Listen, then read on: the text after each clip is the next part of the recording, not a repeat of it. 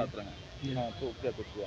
तो उसमें हम लोगों ने माननीय न्यायाधीश को बताया कि जो हमारी रिट याचिका थी कि उसमें ग्रॉस डिस्क्रिपेंसी जो भी यूपीएससी बीपीएससी के द्वारा कमिट, तो ये आर्टिकल 14 का वायोलेशन है। सेकंड थिंग इज़ कि जब बापू सभागार का री एग्जामिनेशन हुआ तो उसमें सिमिलर सेट ऑफ क्वेश्चंस को फिर से पूछा गया। नोरमा ग्रुप, जो सोचता है वो करता है।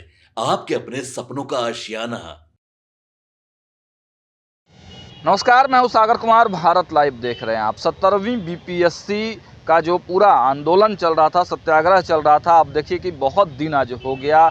एक सुनवाई भी हुई है हाई कोर्ट में। 31 तारीख को फाइनल उसका डिसीजन आने वाला है। लेकिन इससे पहले रमांशु सर जो हैं, जो लगातार इस आंदोलन को लीड कर रहे थे, उनके माध्यम से भी एक पिटीशन दायर किया गया है। हमारे साथ वकील साहब हैं। सर, आज क्या कुछ हुआ है? आज किसके तरफ से जो है सुनवाई हुई? देखिए, हम लोगों ने रिट याचिका दायर की थी प्रशांत शेखर एंड अदर्स।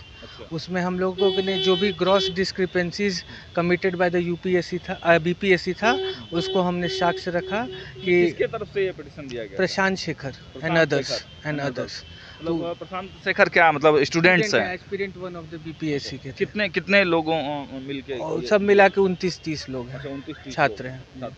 हाँ, तो क्या कुछ हुआ?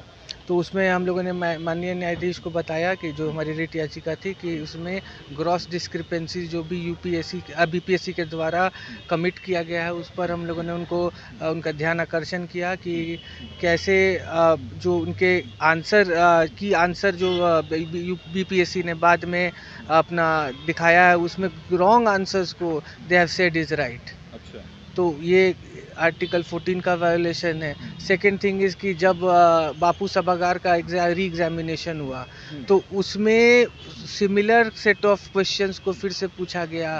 Pattern was the same. तो ऑब्वियसली जो वहाँ पर जो 4 तारीख के जो छात्र थे उनको एज मिलेगा। कंपेयर कीजिएगा आप अगर 13th को जो एग्जामिनेशन हुआ था उससे, तो फिर ये तो आर्टिकल 14 का वायोलेशन है, आर्टिकल 21 का वायोलेशन है।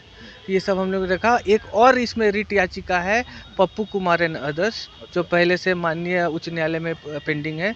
तो माननीय न्यायाधीश ने बोला कि इस दोनों क्योंकि एक ही सब्जेक्ट के दोनों रिट हैं, तो इसको हम लोग एक साथ इसकी विस्तृत सुनवाई करेंगे। किसकी बेंच में थे आप लोग की सुनवाई? अभी जस्टिस नानी आ गया।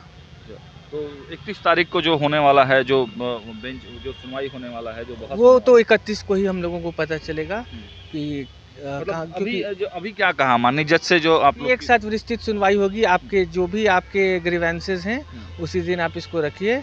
एक साथ इस पर हम लोग विस्तृत सुनवाई करेंगे और जो भी आपकी इरेगुलरिटी जो आपने अपने पिटीशन में डाला है, इस पर बहस होगी। तो क्या लगता है, प्रूफ वगैरह क्या कुछ आप लोग के पास है? कुछ सबमिट करने के जो भी मैंने बोला इरेगुलरिटी कमिट हुआ है, उसके बारे में अब सब जुडिस मैटर पर उतना ज़्यादा वन शुड एज अ वकील वन शुड रिफ्रेन। बट जो भी है, इसको हम लोगों ने वहाँ पर तथ्य को रखा है कि कैसे ये fundamental rights of other students हैं, उसका वायोलेशन। माननीय न्यायालय ने उस चीज़ को एडमिट किया है, उस चीज़ को ये एक साथ सुनवाई के लिए रखा है। बस केवल एक साथ सुनवाई होगी 31 में दिन, अभी 2-4 दिन बाद फिर होगा। चलिए, ठीक है, थैंक यू। तो आगे रमांशु सर से भी हम लोग बात करेंगे कि क्या कुछ मुद्दा रहा है।